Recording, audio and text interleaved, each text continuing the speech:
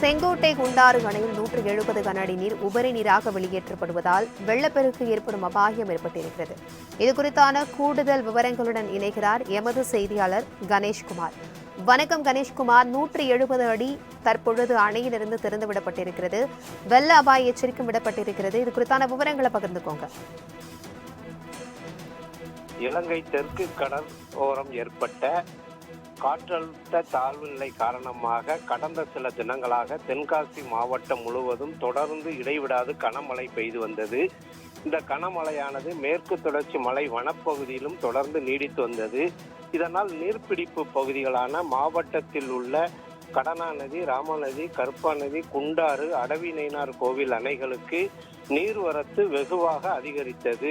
இதனால் 5 அணைகளுமே நீர்மட்டம் நிரம்பும் தருவாயில் மாவட்ட நிர்வாகம் அணையை பாதுகாக்கின்ற வகையில் அணையிலிருந்து அனைத்து வரக்கூடிய நீர்கள் உபரி நீராக வெளியேற்ற நடவடிக்கை எடுக்கப்பட்டது. இதனால் 85 கன அடி கொள்ளளவு கொண்ட கடனா நதி அணை தற்போது 84 அடியாகவும், ராமநதி அணை 84 அடி கொண்டது தற்போது 83 அடியாகவும், கருப்பா நதி 72 அடி கொள்ளளவு கொண்ட அணை தற்போது 70 அடியாகவும் நீர் இருப்பு இருந்து வருகிறது. இதேபோல் 36.10 கன அடி கொள்ளளவு கொண்ட குண்டாறு அணையானது தற்போது முழு கொள்ளளவை எட்டி நிரம்பியுள்ளது. மேலும் மேற்கு தொடர்ச்சி மலை நீர்பிடிப்பு பகுதிகளில் இருந்து நீர்வரத்து அதிகரித்து வருவதால் தற்போது 170 கன அடி நீர்வரத்தானது வந்து கொண்டிருக்கிறது.